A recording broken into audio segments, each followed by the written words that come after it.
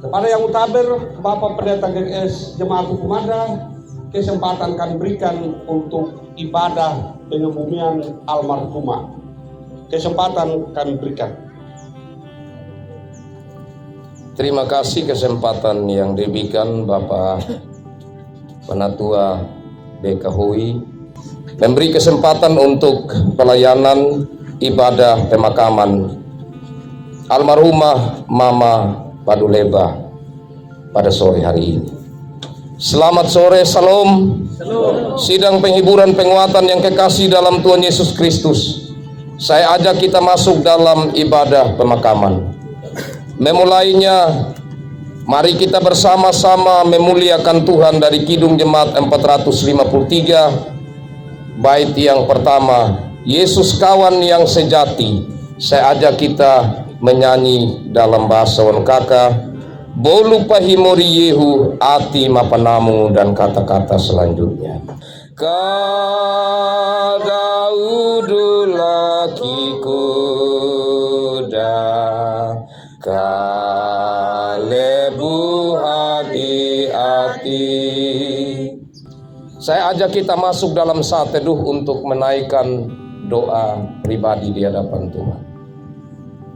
Kita masuk dalam saat teduh. Ibadah pemakaman kekasih Tuhan almarhumah Mama Paduleba saat ini kiranya berlangsung dalam nama Allah Tritunggal, Bapa, Anak, dan Roh Kudus. Salam kasih karunia dari Allah Bapa dan Tuhan Yesus Kristus dalam persekutuan Roh Kudus kiranya atas saudara-saudara. Amin. Kekasih-kekasih Tuhan, sabda Tuhan yang membimbing kita dari Mazmur 90 ayat 12. Mazmur 90 ayat 12, demikian bunyi sabda Tuhan yang menjadi nats pembimbing.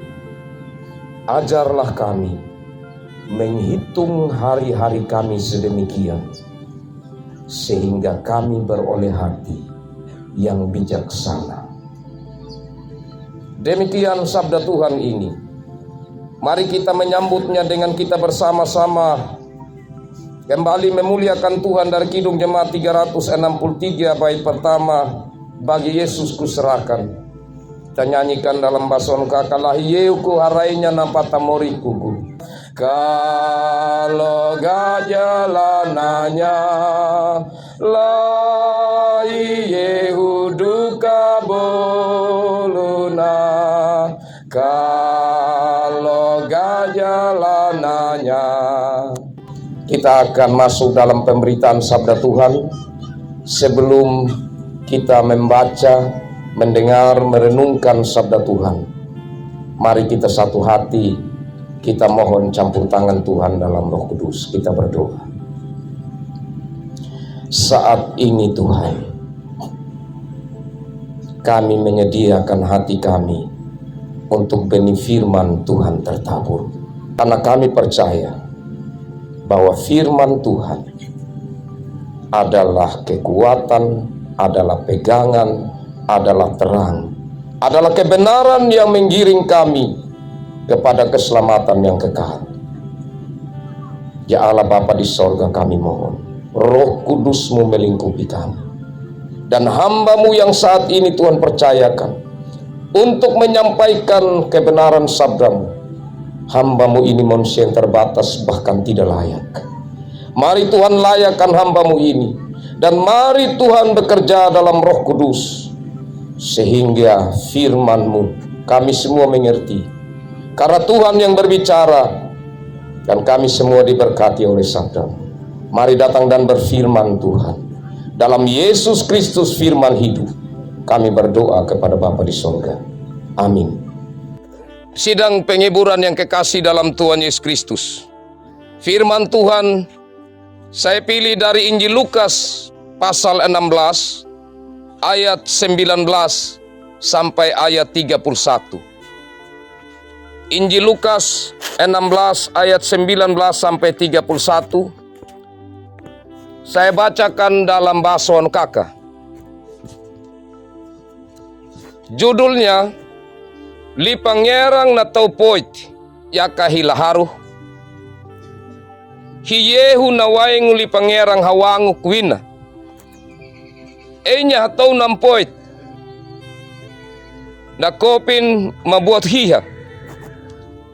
Yaka namoriku na wehang na ded. Tahaga tau potino. Enya na tau mila na mangarang laharu. Na pabinong katob. Wehang da olin dalipataw ya tapadongno na kabuating paang kamu mamana ualing tameja tau potino ya ka amjela ja daa ada yalin naja nakatobun mga na tau milano maat nyanyaka ya ka da malaikat hida idia tapadong nampaning takarahan na hi Abraham tahurga na taupotin no matjala na niya ka yaka hitano niya taat dabada na taupotin na mawilaot yaka tarahin na ujela na pateti marong na itay hi Abraham tapadong mabaning yaka hilaharu enya takarahan na taupoti na kawulang ama Abraham mila kigaait palewa kia hilaharu kanapilu kia nakaraga lima na taway mangka ami kinya ana papahaganya na lemagu nyaw aku itangunya mawilagu taip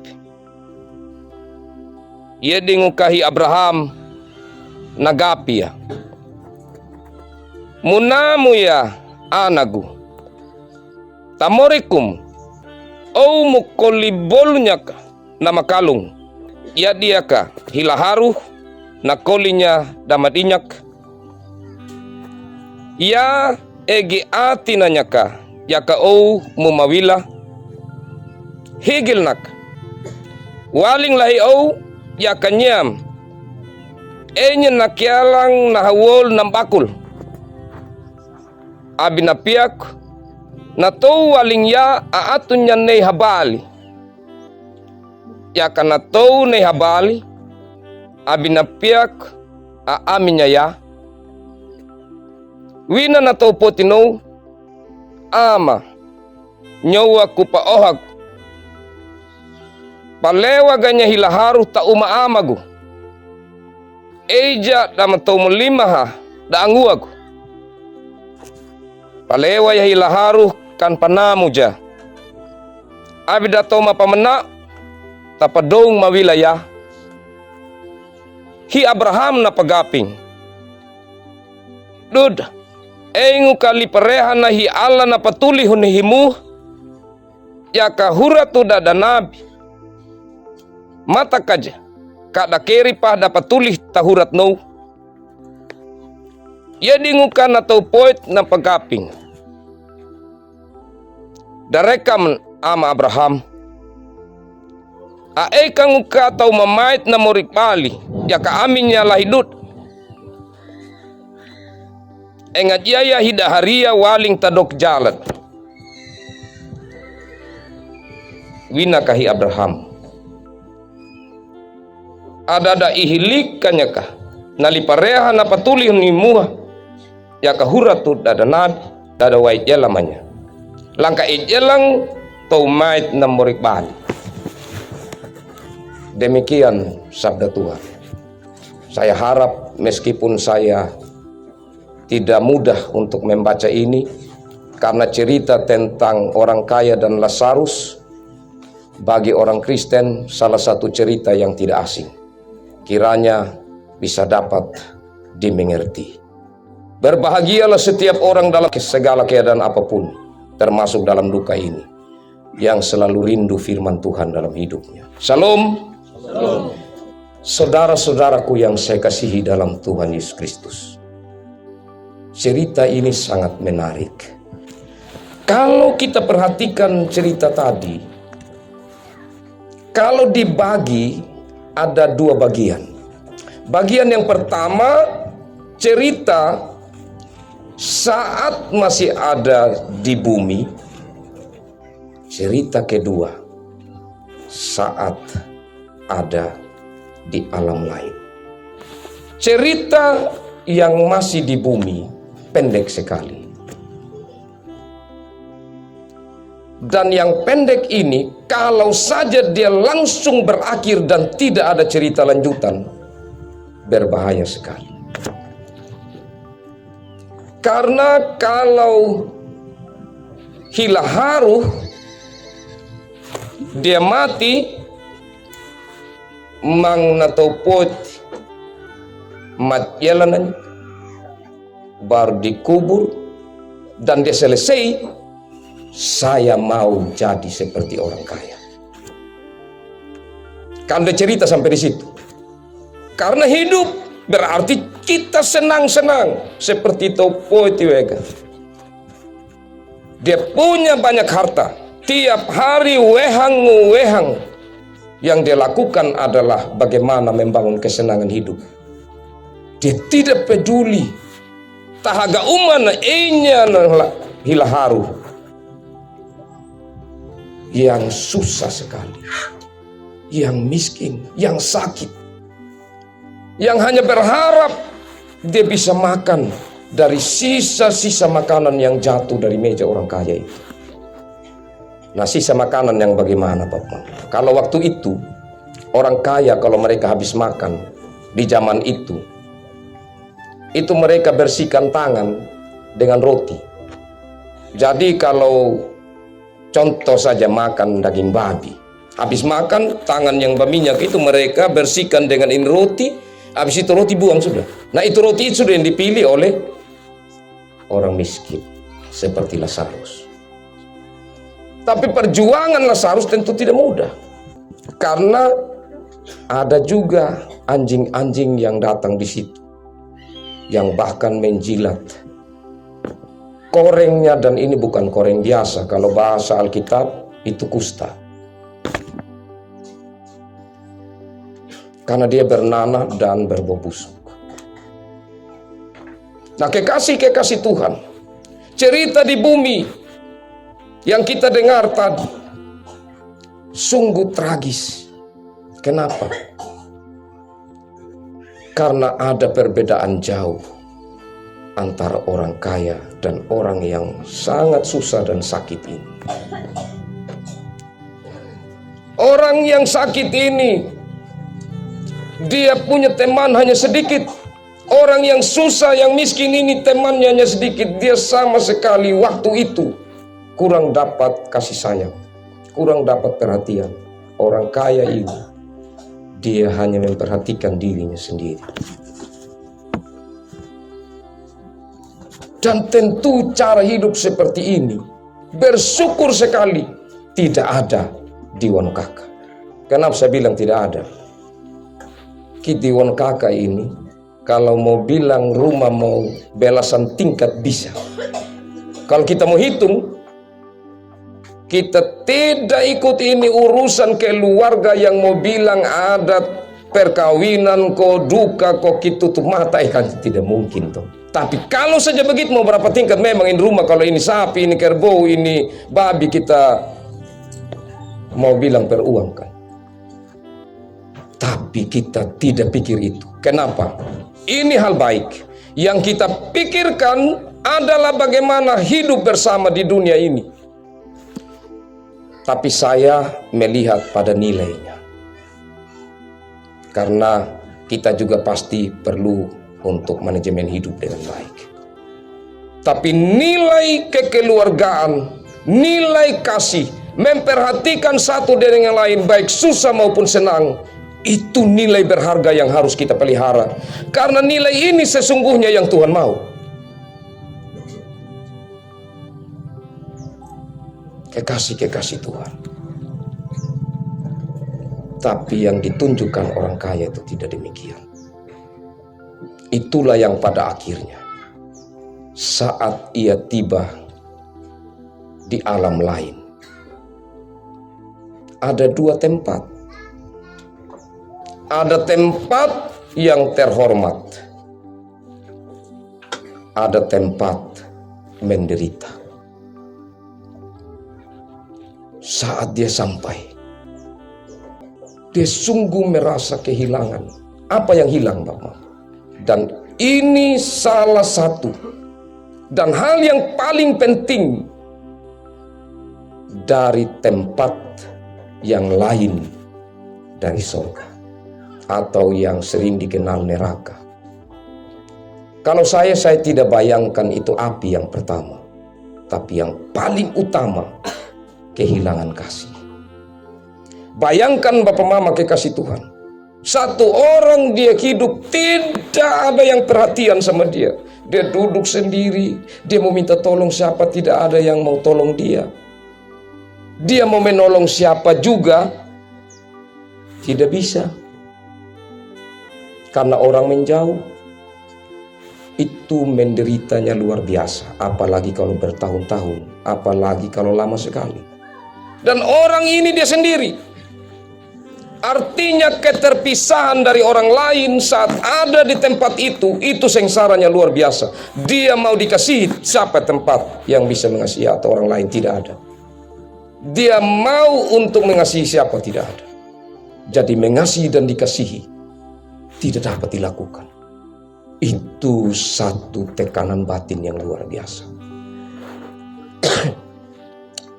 Dan saat dia peteti merung, dilihat jauh. Di sana dilihat Lazarus ada duduk di tempat terhormat. Takarahan Abraham. Kalau dalam Alkitab yang lain, ada yang bilang di pangkuan Abraham, ada yang bilang di pelukan Abraham. Tapi intinya bahwa ia dekat dengan seorang yang paling terkenal bagi orang Israel, yaitu Bapa orang percaya. Dia sedang menemukan Bapa orang percaya, dan di sana ada relasi kasih yang indah. Dia merasa tersiksa. Dia bilang, tolong Bapak Abraham, kasih tahu Lazarus, celup dulu dia punya jari dulu di air, supaya taruh di lidahnya saya, karena saya merasa tersiksa. Dia membutuhkan satu uluran kasih sayang. Tapi apa kata Abraham? Jurang terlalu dalam antara kita. Dan jurang yang dibuat ini membuat kami di sini tidak bisa pergi ke sana, dan yang dari sana tidak bisa datang di sini. Satu keterpisahan atau ketidakmungkinan untuk bertemu. Dan itu siksaan yang luar biasa. Saat melihat orang sedang membangun kasih sayang, sedangkan saya menderita tidak mendapatkan kasih sayang. Dan cerita yang kedua itu, di alam yang berbeda itu, di sorga dan neraka itu, paling panjang di sini. Apa maksudnya? Kenapa cerita di bumi yang diceritakan dalam perumpamaan ini sedikit, tapi yang panjang itu di alam lain, di sorga dan neraka? Karena penekanannya itu. Karena yang penting adalah bagaimana kehidupan yang kekal, yang paling penting maksudnya. Kekasih-kekasih Tuhan, dalam bagian firman Tuhan ini, apa yang dapat kita petik untuk kita saat ini? Tentu yang pertama, membangun kasih. Jangan lupa, landasan nilai dari kasih itu yang harus kita terus pelihara. Dan sebagai orang Kristen, kasih Kristus itulah yang harus menjadi landasan kita. Yang kedua, kekasih-kekasih Tuhan. Ada begitu banyak orang tentunya yang meskipun tidak miskin seperti Lazarus, tetapi ada orang yang membutuhkan kasih kita. Siapa dia? Masing-masing kita lebih tahu. Siapakah yang membutuhkan kasih kita? Mungkin dalam rumah tangga. Selama ini cinta, perhatian kita kepada orang yang kita kasihi sudah semakin memudar. Firman Tuhan ini mengingatkan lagi, supaya kita memberi perhatian. Atau mungkin kita asik memperhatikan diri kita, tapi ada orang yang dekat dengan kita. Karena ketidaksukaan kita, karena ketidaksenangan kita, karena kebencian kita, kita menutup mata atau kita tidak menghiraukan kekasih-kekasih Tuhan. Tuhan memberi kesempatan saya dan saudara ada di dunia untuk menyatakan kasih itu. Hari ini, bahkan dari pertama almarhumah ini pergi, kita telah menyatakan kasih yang luar biasa. Salah satu bukti kasih yang harus kita pelihara. Dan kita ingat bahwa Tuhan Yesus, Dia sudah memperhatikan kita yang menderita. Kita yang bahkan harus terus menanggung penderitaan, tetapi Dia mengambil penderitaan itu lewat kayu salib. Siapakah kita? Kita ini orang-orang yang boleh dikatakan pengemis kasih. Kita tidak mampu mengasihi dengan kemampuan kita sendiri. Tapi kalau kita minta terus percaya kekasih-kekasih Tuhan, hal yang tidak mampu kita lakukan, tapi kasih memenuhi diri kita, kita akan mampu untuk melakukan hal yang luar biasa, yang membawa satu kebahagiaan di tengah-tengah pergumulan-pergumulan hidup yang ada. Kasih mampu untuk menahan diri. Sekali lagi, saya memang perlu menekankan ini juga. Kasih itu perlu untuk kita menahan diri, supaya kita sendiri tidak merugikan diri dan merugikan orang lain. Kalau ini betul-betul, maka kita akan mencari, ada ruang, ada tempat di mana kita bisa, di sini saya harus berbicara dalam tempat begini. Saya harus mencari jalan untuk. Kenapa kekasih-kekasih Tuhan? Di saat kita mampu melakukan itu, karena Tuhan memampukan kita, maka kita akan menunjukkan kepada anak-anak, kepada generasi kita, bagaimana mereka harus melanjutkan kasih dalam kehidupan bersama anak-anak Tuhan maupun dalam keluarga besar. Biarlah hikmat Tuhan menolong kita, sehingga seperti kata Nats Pembimbing, kita mampu untuk menghitung hari-hari kita sedemikian, sehingga beroleh hati yang bijaksana. Kita menjadi orang-orang yang bijaksana, karena Tuhan menolong kita dan kita belajar dari waktu ke waktu yang kita jalani. Tuhan memberkati firman-Nya dan memberkati kita semua. Amin. Kita akan menyanyi dari Kidung Jemaat 388.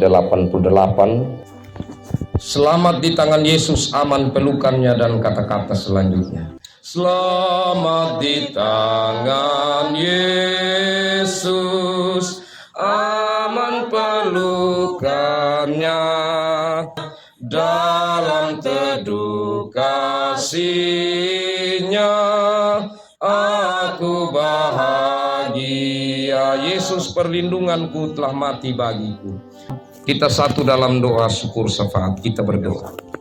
Kami datang kembali di hadapan hadirat-Mu ya Tuhan. Kami bersyukur.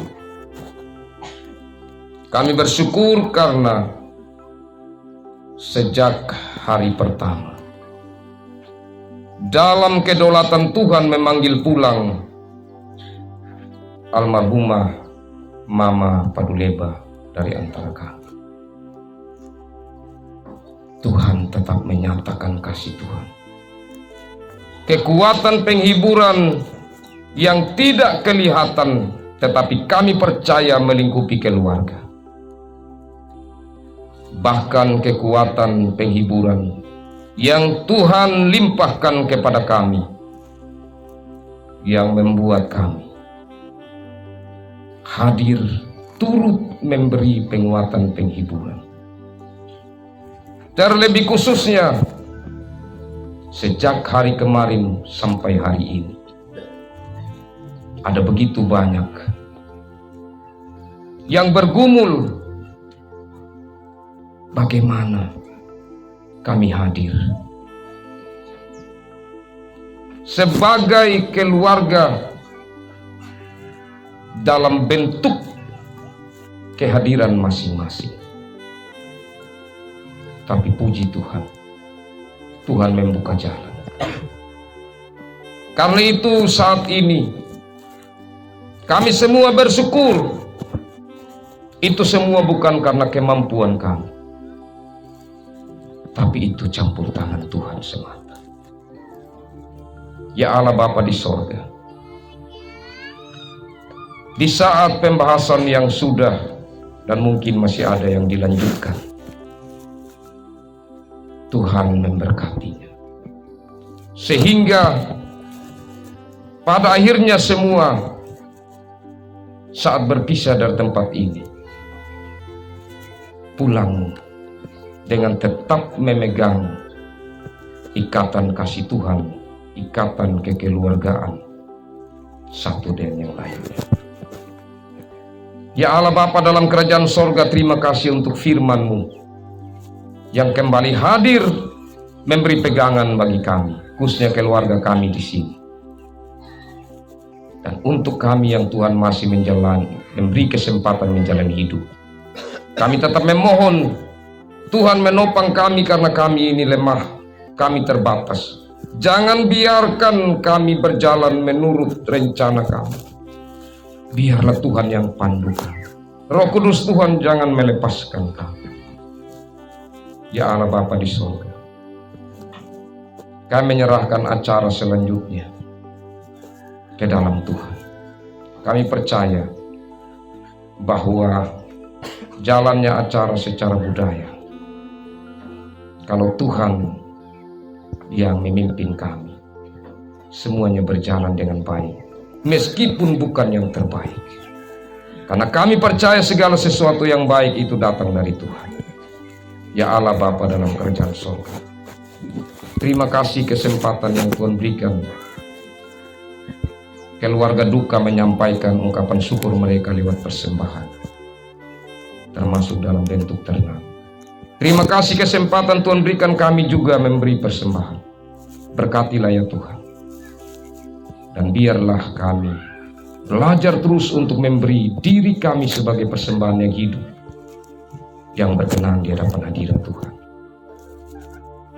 Ini kami ya Tuhan, yang datang kepadamu dan yang mau menyerahkan jenazah almarhumah kekasih ini, yang sebentar akan dibawa ke kubur. Biarlah semua berjalan di dalam campur tangan Tuhan. Kuatkan keluarga, kuatkan kami semua. Dalam Yesus Kristus kami berdoa. Amin.